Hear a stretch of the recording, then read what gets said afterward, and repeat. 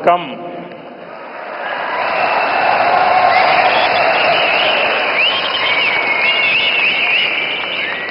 मंच पर विराजमान तमिलनाडु के राज्यपाल आर.एन. रवि जी, केंद्रीय मंत्रिमंडल में मेरे साथी एल. मुरुगन जी, तमिलनाडु एग्रीकल्चर यूनिवर्सिटी के पूर्व कुलपति डॉक्टर के. रामासामी जी, अलग अलग कृषि संगठनों से आए गणमान्य सभी महानुभाव, अन्य उपस्थित जनप्रतिनिधिगण, मेरे प्यारे किसान भाइयों और बहनों और देश भर में डिजिटल टेक्नोलॉजी के माध्यम से लाखों किसान हमारे साथ जुड़े हुए हैं। मैं यहां से उनको भी वणक्कम कहता हूं, नमस्कार कहता हूं। और सबसे पहले मैं आपकी भी और देश भर में जमा हुए मेरे किसान भाई बहनों की भी क्षमा मांगता हूं। मुझे आने में करीब करीब 1 घंटा देरी हो गई, क्योंकि मैं आज पुट्टपर्ती में सत्य साईं बाबा के कार्यक्रम में था, लेकिन वहां कार्यक्रम थोड़ा लंबा चल गया तो मुझे आने में विलंब हुआ। आप सबको जो असुविधा हुई, देश भर में मैं देख रहा हूं काफी लोग बैठे हैं, इसके लिए मैं आप सबकी क्षमा मांगता हूं। மேடையில் வீற்றிருக்கும் தமிழ்நாட்டின் ஆளுநர் ஆர்.என். ரவி அவர்களே, மத்திய அமைச்சரவையின் என்னுடைய சகாவான எல். முருகன் அவர்களே, தமிழ்நாட்டின் வேளாண் பல்கலைக்கழகத்தின் முன்னாள் துணைவேந்தர் முனைவர் கே. ராமசாமி அவர்களே, பல்வேறு விவசாய அமைப்புகளை சார்ந்த மதிப்பிற்குரிய மக்களே, வந்திருக்கின்ற மக்கள் பிரதிநிதிகளே, சகோதர சகோதரிகளே, வணக்கம். வணக்கம் உங்களுக்கு மட்டுமல்ல, இங்கு டிஜிட்டல் வழியாக பல்வேறு விவசாயிகள், நாட்டு மக்கள் எல்லோரும் இதை கண்டுகொண்டிருக்கின்றார்கள். அவர்களுக்கும் இந்த நாட்டு மக்களுக்கும் என்னுடைய நல்வணக்கங்களை தெரிவித்துக் கொள்கிறேன். மேலும் உரையை துவங்குவதற்கு முன்பாக உங்கள் அனைவரிடமும் சரி, நாட்டு மக்களிடமும் சரி, குறிப்பாக விவசாயிகளிடம் நான் என்னுடைய மன்னிப்பை கோர விரும்புகின்றேன். தவிர்க்க இயலாத ஒரு நிலையாக புட்டபர்த்தியிலே எனக்கு சற்று கால தாமதம் ஆகியபடியால் இங்கே உங்களை தாமசிக்க வேண்டி வந்திருக்கிறது. அதற்காகவும் உங்கள் மன்னிப்பினை நான் கோருகின்றேன். मैं जब पांडियन जी का भाषण सुन रहा था, मुझे लग रहा था अच्छा होता किसी ने मुझे बचपन में तमिल सिखाई होती तो मैं आज उस स्पीच का इतना आनंद ले सकता था, लेकिन मुझे वो सौभाग्य नहीं मिला। लेकिन जो कुछ मैं समझ पा रहा था, वो जलीकुट्टे की बात कर रहे थे, वे कोविड के समय जो कठिनाइयां हुई उसकी चर्चा कर रहे थे। लेकिन मैंने रवि जी को कहा है कि मुझे पांडियन जी के भाषण को हिंदी या अंग्रेजी में तैयार करके भेजे, मैं इसे पढ़ना चाहूंगा। लेकिन मैं उनकी भावना को पूरी तरह आत्मसात कर रहा था, मैं अनुभव कर रहा था, और मेरे लिए बहुत अच्छा पल था ये। நான் ஒரு முக்கியமான ஒரு விஷயத்தை உங்கள் முன்பாக பகிர விரும்புகின்றேன். பாண்டியன் அவர்கள் மிக அருமையாக உரையாற்றினார்கள். 10வது கைத்தட்டல். மேலும்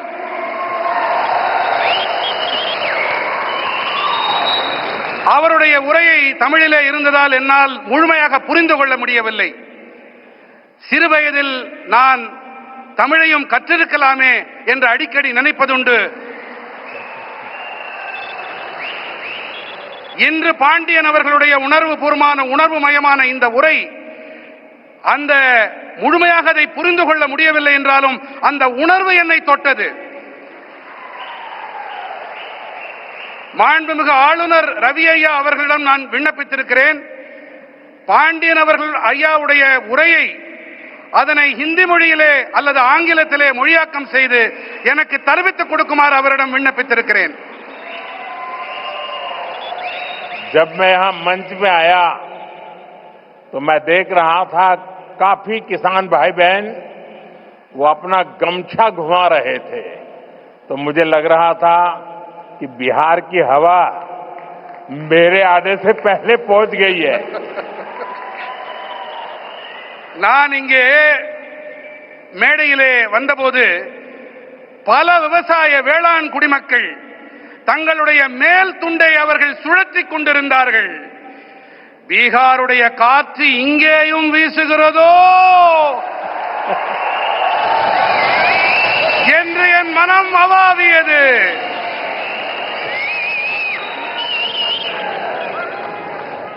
मेरे किसान भाई बहनों, कोयम्बटूर की इस पावन धरती पर सबसे पहले मैं मरुदमलई के भगवान मुरुगन को प्रणाम करता हूं। कोयम्बटूर कल्चर, कंपैशन और क्रिएटिविटी की भूमि है। ये शहर अपनी दक्षिण भारत की उद्यम शक्ति का पावर सेंटर है। கோயமுத்தூரின் இந்த புனிதமான மண்ணிலே மருதமலையில் குடிகொண்டிருக்கும் ஐயன் முருகனை நான் முதன்மையாக தலை வணங்குகின்றேன்.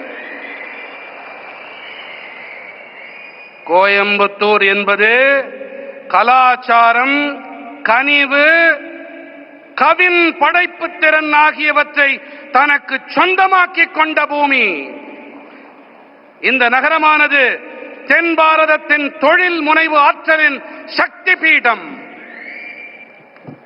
यहां का टेक्सटाइल सेक्टर देश की इकोनॉमी का बहुत बड़ा कंट्रीब्यूटर है और अब तो कोयम्बटूर एक और मायने में विशेष बन गया है। यहां के भूतपूर्व सांसद सीपी राधाकृष्णन जी अब उपराष्ट्रपति के तौर पर हम सबका मार्गदर्शन कर रहे हैं। இங்கே இருக்கும் ஜவுளித்துறை தேசத்தின் பொருளாதாரத்திற்கு பெரும் பங்களிப்பு அளிக்கக்கூடியது. மேலும் இப்போது கோயம்புத்தூர் மேலும் ஒரு காரணத்தால் சிறப்பு பெறுகிறது.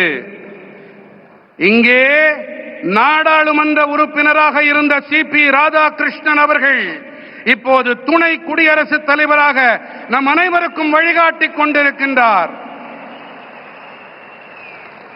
साथियों, नेचुरल फार्मिंग एक ऐसा विषय है जो मेरे दिल के बहुत करीब है। मैं तमिलनाडु के सभी किसान साथियों को south India natural farming summit के इस अभूतपूर्व आयोजन के लिए शुभकामनाएं देता हूं। और अभी मैं प्रदर्शनी देखने गया था। मुझे बहुत किसानों से बातचीत करने का सौभाग्य मिला और कोई मैकेनिकल इंजीनियरिंग करके पीएचडी करके खेती कर रहा है, कोई नासा में चंद्रयान का काम करते करते छोड़ करके खेती कर रहा है और खुद खेती करता है। इतना ही नहीं, अनेक किसानों को वो तैयार कर रहे हैं, नौजवानों को ट्रेन कर रहे हैं। मुझे आज सार्वजनिक रूप से स्वीकार करना होगा, अगर मैं आज इस कार्यक्रम में न आया होता तो मैंने मेरी जिंदगी में बहुत कुछ गंवाया होता और आज मैंने यहां आकर के बहुत कुछ सीखा है। मैं अब मन से तमिलनाडु के किसानों की जो हिम्मत है, परिवर्तन को स्वीकार करने की उनकी जो ताकत है, उसको 100 सलाम करता हूं। நண்பர்களே, இயற்கை விவசாயம் என்பது விசேஷமான ஒன்று. இது என் இதயத்துக்கு மிகவும் நெருக்கமானது. நான் தமிழ்நாட்டின் அனைத்து வேளாண் குடிமக்களுக்கும் நண்பர்களுக்கும் தென்னிந்திய இயற்கை விவசாய மாநாட்டின் பொருட்டு என் மனம் கனிந்த நல்வாழ்த்துக்களை தெரிவித்துக் கொள்கிறேன். அடுத்ததாக, இங்கே மேடைக்கு வருவதற்கு முன்பாக நான் அங்கே காட்சிப்படுத்தப்பட்டிருக்கும் பல்வேறு அரங்குகளை சென்று பார்த்தேன். ஒருவர் இயந்திர பொறியியலில் முனைவர் பட்டம் பெற்ற பிறகு விவசாயத்திற்கு வந்திருக்கிறார். ஒருவர் இஸ்ரோவை விட்டுவிட்டு அந்த வேலையை விட்டுவிட்டு இங்கே வேளாண் தொழிலை புரிய வந்திருக்கின்றார். இவர்களுடைய இந்த பணி கருத்தூக்கம் அளிக்க வல்லது. இவர்கள் மட்டும் கருத்தூக்கம் தங்களுக்கு அளித்துக் கொள்ளவில்லை, இவர்கள் மற்றவர்களுக்கும் உத்வேகம் அளிக்கின்றார்கள், அவர்களுக்கும் பயிற்சி அளித்து வேளாண் தொழிலை முன்னெடுத்து செல்லுகின்றார்கள், புதிய புதிய உத்திகளையும் வழிமுறைகளையும் கைக்கொண்டு. ஒருவேளை நான் இங்கே வாராது போயிருந்தால் நான் பல விஷயங்களை தெரிந்து கொள்ளாமல் போயிருப்பேன், என்னுடைய கற்றல் குறைந்து போயிருக்கும். இந்த வேளையிலே நான் தமிழ்நாட்டின் வேளாண் பெருமக்களுக்கு என்னுடைய மனம் நிறைந்த பாராட்டுக்களை உங்களுடைய துணிச்சலுக்காக காணிக்கையாக்குகின்றேன். यहां किसान भाई बहन, एग्रीकल्चर साइंटिस्ट, इंडस्ट्री से जुड़े साथी, स्टार्टअप और इनोवेटर्स सब एक साथ जुटे हैं. मैं आप सभी का बहुत बहुत अभिनंदन करता हूं. இங்கே வேளாண் சகோதர சகோதரிகளும் விவசாய அறிவியலாளர்களும் தொழில் துறையோடு இணைந்த நண்பர்களும் ஸ்டார்ட் அப்களும் ஒன்றாக இணைந்திருக்கின்றார்கள். நான் உங்கள் அனைவருக்கும் என் வாழ்த்துக்களை தெரிவித்துக் கொள்ளுகின்றேன். साथियों, आने वाले वर्षों में मैं भारत की खेती में कई बड़े बदलाव होते देख रहा हूं. भारत नेचुरल फार्मिंग का ग्लोबल हब बनने के रास्ते पर है. हमारी बायोडायवर्सिटी एक नया आकार ले रही है. देश के युवा भी अब एग्रीकल्चर को एक मॉडर्न स्केलेबल अपॉर्चुनिटी के रूप में देख रहे हैं. इससे देश की रूरल इकोनॉमी को बहुत बड़ी ताकत मिलने जा रही है. நண்பர்களே, வரவிருக்கின்ற ஆண்டுகளிலே பாரதத்தின் வேளாண் துறையில் பல பெரிய மாறுதல்கள் ஏற்படவிருப்பதை நான் காண்கின்றேன். பாரதம் இயற்கை விவசாயத்தின் உலகளாவிய மையப்புள்ளியாக ஆகும் பாதையிலே பயணிக்க தொடங்கி இருக்கின்றது. நம்முடைய உயிரி பன்முகத்தன்மை ஒரு புதிய வடிவத்தை எடுத்து வருகின்றது. தேசத்தின் இளைஞர்களும் கூட இப்போது விவசாயத்தை நவீனமானதாகவும் அளவிடக்கூடிய சந்தர்ப்பமாகவும் காணத் தொடங்கி இருக்கின்றார்கள். முக்கியமாக இதனால் ஊரக பகுதி பொருளாதாரம் மேம்படும் என்பதை அறுதியிட்டு என்னால் சொல்ல முடியும். मेरे किसान भाई बहनों, बीते 11 वर्षों में देश के पूरे कृषि सेक्टर में बहुत बड़ा परिवर्तन हुआ है. हमारा एग्रीकल्चरल एक्सपोर्ट करीब करीब 2 गुना हुआ है. खेती को आधुनिक बनाने के लिए सरकार ने किसानों को मदद देने का हर रास्ता खोला है. நண்பர்களே, கடந்த 11 ஆண்டுகளிலே தேசத்தின் ஒட்டுமொத்த வேளாண் துறையிலும் ஒரு மிகப்பெரிய மாற்றம் ஏற்பட்டிருக்கின்றது. நம்முடைய வேளாண் ஏற்றுமதி கிட்டத்தட்ட இரட்டிப்பாகி இருக்கிறது. விவசாயத்தை நவீனப்படுத்த அரசாங்கம் விவசாயிகளுக்கு உதவி புரிய தேவையான அனைத்து வழிகளையும் திறந்து விட்டிருக்கின்றது. किसान क्रेडिट कार्ड अकेले केसीसी से ही इस साल किसानों को 10 लाख करोड़ रुपए से ज्यादा की मदद दी गई है. ये 10 लाख करोड़ आंकड़ा बहुत बड़ा है. 7 साल पहले पशुपालकों और मछली पालकों को केसीसी की सुविधा मिलने के बाद वो भी इसका जमकर लाभ उठा रहे हैं. बायो फर्टिलाइजर पर जीएसटी कम होने से भी किसानों को बहुत फायदा हुआ है। விவசாயிகள் கடன் அட்டை மூலமாக மட்டுமே இந்த ஆண்டு விவசாயிகளுக்கு 10,000 கோடி ரூபாய்க்கும் அதிகமான உதவிகள் அளிக்கப்பட்டிருக்கின்றன. 7 ஆண்டுகளுக்கு முன்பாக கால்நடை பராமரிப்பாளர்களுக்கும் மீன் வளர்ப்பாளர்களுக்கும் இந்த விவசாய கடன் அட்டை வசதி கிடைத்த பிறகு அவர்களும் கூட இதனால் நிறைவான பலன்களை பெற்று வருகின்றார்கள். உயிரி உரங்கள் மீதான ஜிஎஸ்டி வரியை குறைக்கப்பட்டதாலும் விவசாயிகளுக்கு அதிக ஆதாயங்கள் கிடைத்திருக்கின்றன. साथियों, अभी कुछ ही देर पहले इसी मंच से हमने देश के किसानों को पीएम किसान सम्मान निधि की अगली किस्त जारी की है। देश के कोने कोने में किसानों को 18,000 करोड़ रुपए ट्रांसफर हुए हैं।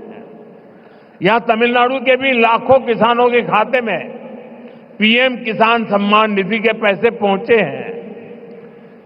நண்பர்களே, இப்போது சற்று நேரம் முன்பாக இந்த மேடையிலிருந்து தேசத்தின் விவசாயிகளுக்கு பிரதம மந்திரி விவசாயிகள் கௌரவ கொடையின் அடுத்த தவணை கொண்டு சேர்க்கப்பட்டது. தேசத்தின் அனைத்து மூலைகளில் இருக்கும் விவசாயிகளுக்கும் 18,000 கோடி ரூபாய் பரிமாற்றம் செய்யப்பட்டிருக்கின்றது. இங்கே தமிழ்நாட்டிலும் கூட பல லட்சம் விவசாயிகளின் வங்கிக் கணக்குகளிலும் பிரதம மந்திரி விவசாயிகள் கௌரவ கொடை அளிக்கப்பட்டிருக்கிறது. साथियों, अब तक इस योजना के तहत देश के छोटे किसानों को 4 लाख करोड़ रुपए की राशि सीधे उनके बैंक खाते में भेजी जा चुकी है। ये राशि किसानों के खेती से जुड़े अनेक कामों को पूरा करने का माध्यम बनी है। मैं इस योजना के लाभार्थी करोड़ों किसान भाई बहनों को बहुत बहुत शुभकामनाएं देता हूं। நண்பர்களே, இதுவரை இந்த திட்டத்திற்கு உட்பட்டு தேசத்தின் சிறு விவசாயிகளுக்கு 4 லட்சம் கோடி ரூபாய் தொகை நேரடியாக அவர்களுடைய வங்கிக் கணக்குகளிலே செலுத்தப்பட்டாகிவிட்டது. இந்த தொகை விவசாயத்தோடு தொடர்புடைய பல்வேறு பணிகளை நிறைவேற்றிக் கொள்ளும் சாதனமாக விவசாயிகளுக்கு பயனளிக்கிறது. இந்த திட்டத்தால் பயனடைந்த கோடிக்கணக்கான விவசாயிகளுக்கு நான் என் நல்வாழ்த்துக்களை தெரிவித்துக் கொள்ளுகின்றேன். वहां पीछे 2 बालिकाएं प्ले कार्ड लेकर कब से खड़ी है, हाथ उनके थक जाएंगे। मैं सिक्योरिटी के लोगों से कहूंगा कि वो लेकर के, शायद मेरे लिए लेके आई है, वो लेकर के मुझे दे दीजिए और आपका जो कुछ भी मैसेज होगा मैं उसको बड़ी गंभीरता से लूंगा। அங்கே கூட்டத்திலே ஒரு சிறுவன் கையிலே ஒரு பதாகையை ஏந்தி கொண்டிருக்கின்றான். அந்த குழந்தையிடமிருந்து பாதுகாப்பு அமைப்பை சேர்ந்தவர்கள் அவர்கள் அந்த பதாகையை வாங்கி கொண்டு வாருங்கள். கண்ணா, அதுல என்ன எழுதியிருக்கோ அதை நான் சீரியஸா எடுத்துக்கிறேன், அதை கருத்துல கொள்றேன் அப்படிங்கறத நான் தெரிவிச்சுக்கிறேன். उसको जरा कलेक्ट करके मेरे पास पहुंचा दीजिए. அதை யாராவது கொஞ்சம் சேகரிச்சுட்டு இங்க கொண்டு வாங்க. साथियों, थैंक यू बेटा, आप कब से हाथ ऊपर करके खड़े थे. साथियों, கண்ணா, ரொம்ப நேரமா கைய அதை தூக்கிட்டே நின்னுட்டு இருந்த, ரொம்ப ரொம்ப நன்றி உனக்கு. साथियों, नेचुरल फार्मिंग का विस्तार आज 21वीं सदी की कृषि की मांग है. बीते कुछ सालों में मांग बढ़ने के कारण खेतों में एग्रीकल्चर से जुड़े कई सेक्टर्स में केमिकल्स का इस्तेमाल तेजी से बढ़ा है. நண்பர்களே, இயற்கை வேளாண்மையின் விரிவாக்கம் என்பது இன்று 21ஆம் நூற்றாண்டு வேளாண்மையின் தேவை.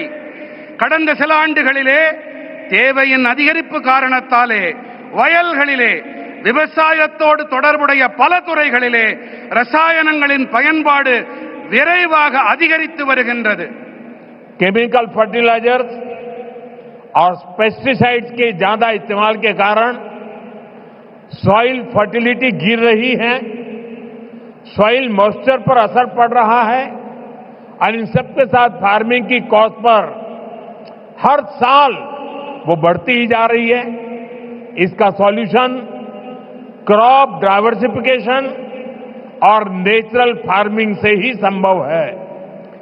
ரசாயன உரங்கள், பூச்சிக்கொல்லிகள் ஆகியவை அதிக அளவிலான பயன்படுத்தல் காரணமாக நிலத்தின் வளம் வீழ்ச்சியடைகிறது, மண்ணின் ஈரத்தன்மைக்கு பாதிப்பு ஏற்படுகிறது. மேலும் இவை அனைத்தோடு விவசாயத்தின் செலவினமும் ஒவ்வொரு ஆண்டும் அதிகரித்துக் கொண்டே இருக்கின்றது.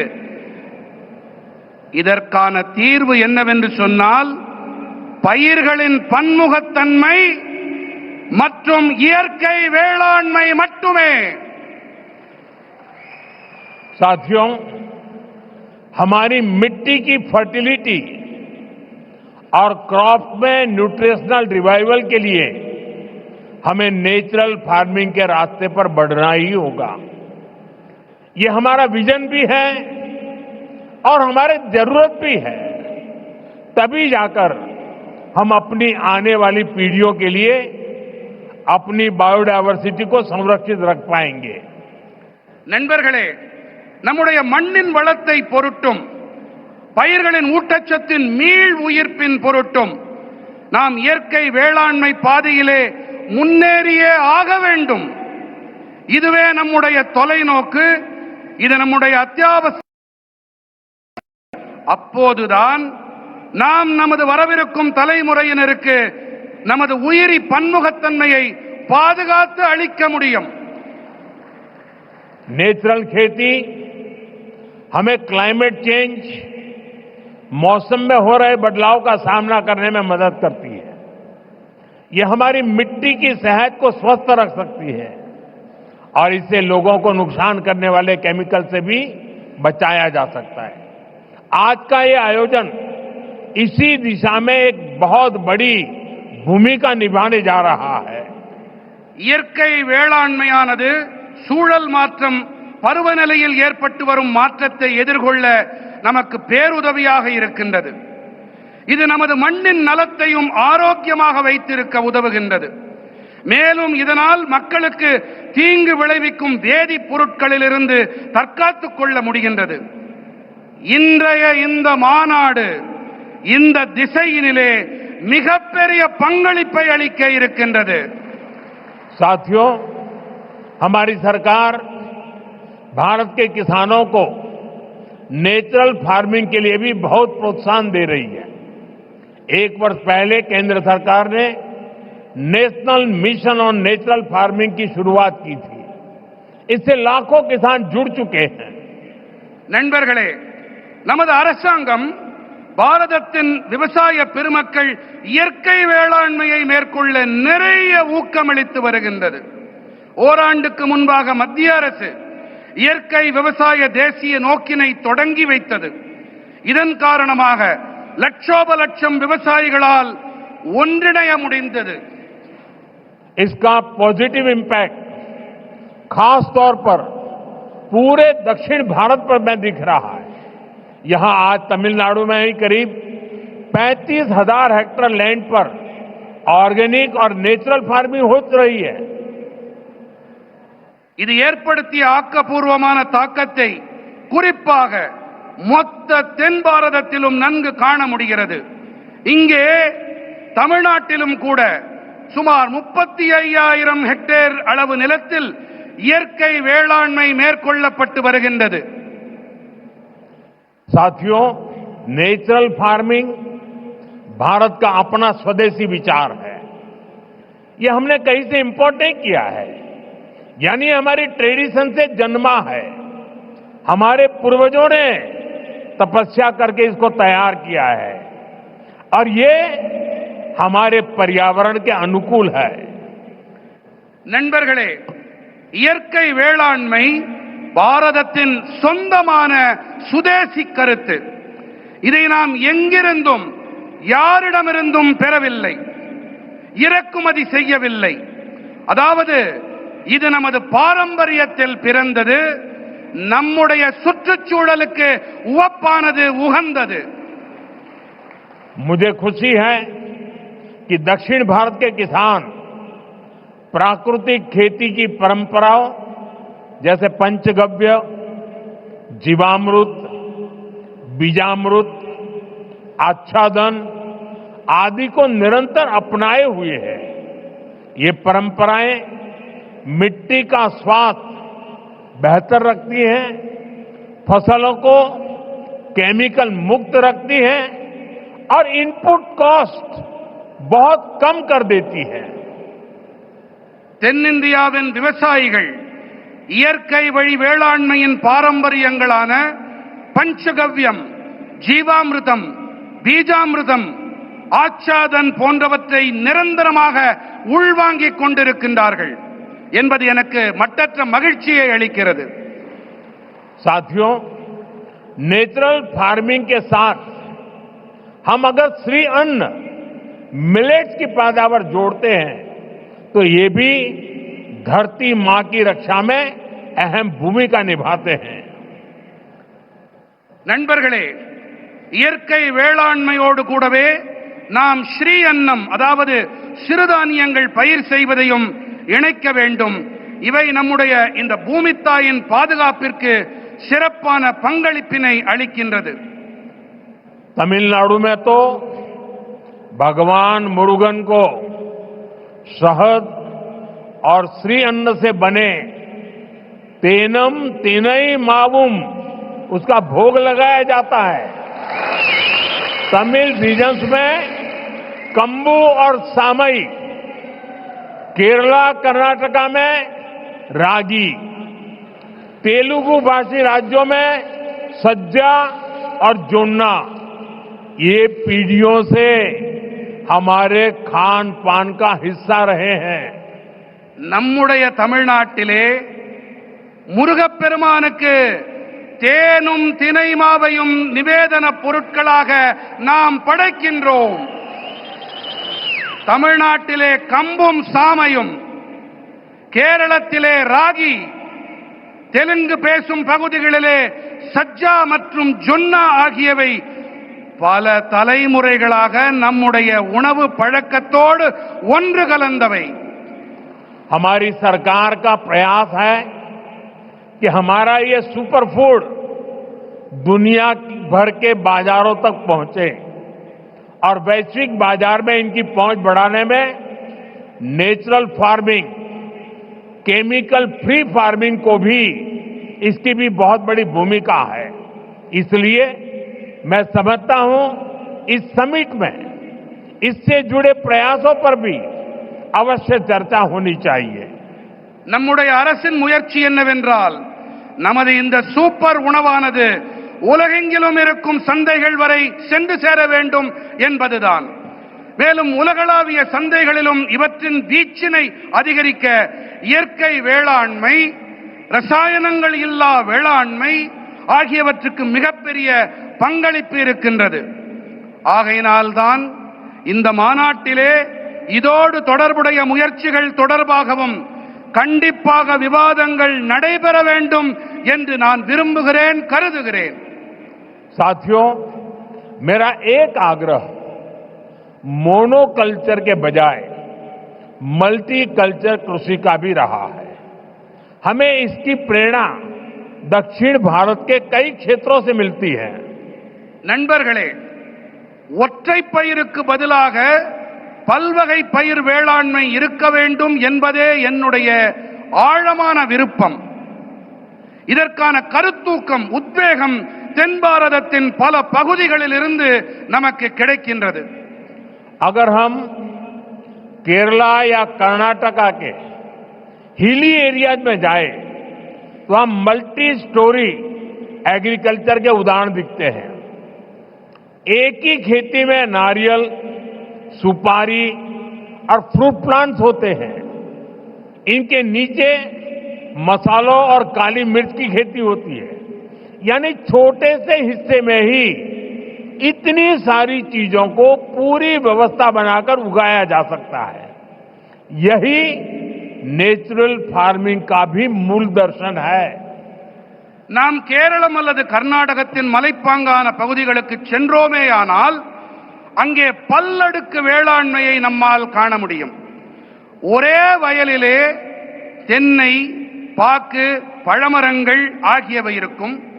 இவற்றுக்கு இடையே கீழே ஊடுபயிராக மசாலா பொருட்கள், மிளகு போன்றவை பயிர் செய்யப்படுகின்றன. அதாவது ஒரு சின்ன பகுதியிலேயே கூட இத்தனை பயிர்களுக்கும் நிறைவான ஏற்பாடுகளை செய்து பயிர் செய்விக்க முடியும். இதுதான் இயற்கை வேளாண்மையின் அடிப்படை கோட்பாடு.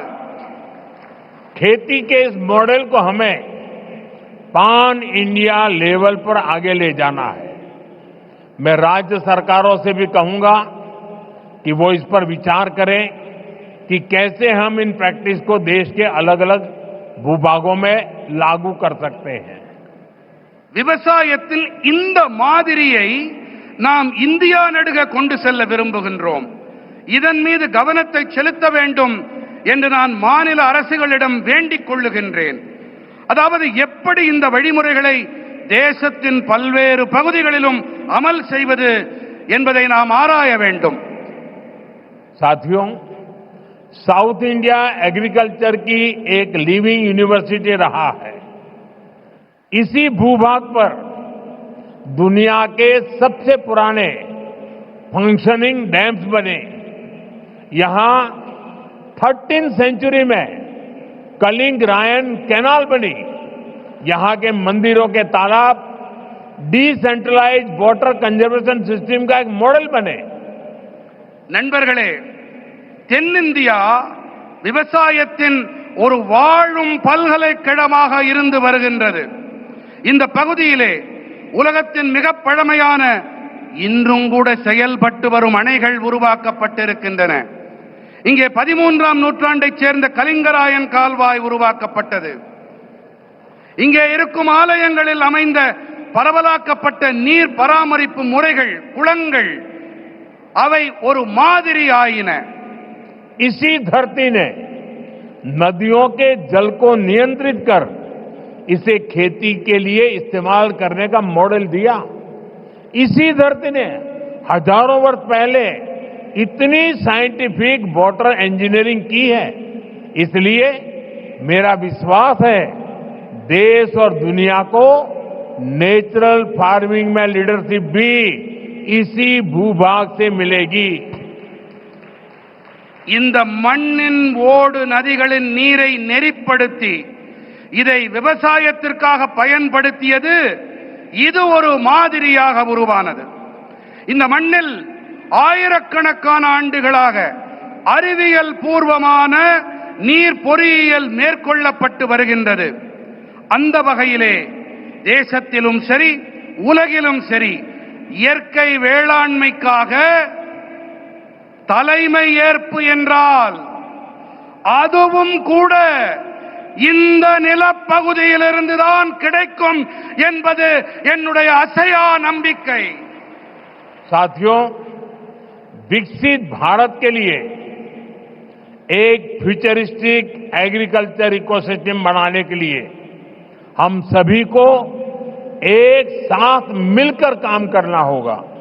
நண்பர்களே, வளர்ச்சியடைந்த பாரதத்திற்காக வருங்கால விவசாய சூழல் அமைப்பினை உருவாக்குவதற்காக நாம் அனைவரும் இணைந்து பணிபுரிய வேண்டும். मैं देश भर के मेरे किसान भाई बहनों को, तमिलनाडु के मेरे किसान साथियों से कहूंगा कि आप 1 एकड़ 1 सीजन से शुरुआत करें. यानी आप एक सीजन में 1 एकड़ भूमि पर अपने खेत में 1 एकड़, एक कोने में नेचुरल फार्मिंग करके देखें. वहां से जो नतीजे मिलेंगे उनके आधार पर आप दूसरे साल और ज्यादा करें, तीसरे साल और ज्यादा करें और आप आगे बढ़े.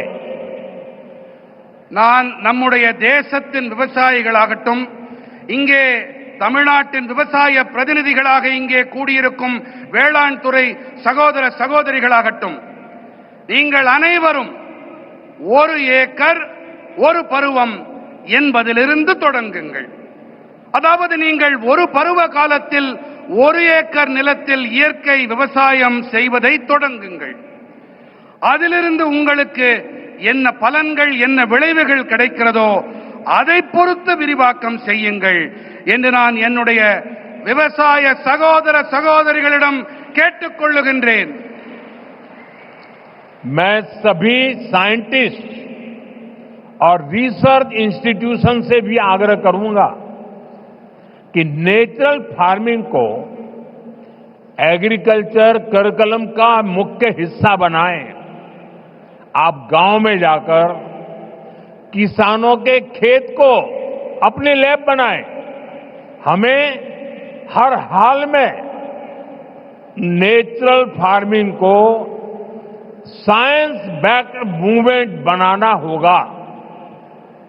இயற்கை விவசாயத்தை வேளாண் பாடத்திட்டத்தில் முக்கியமான பங்காக ஆக்குங்கள்.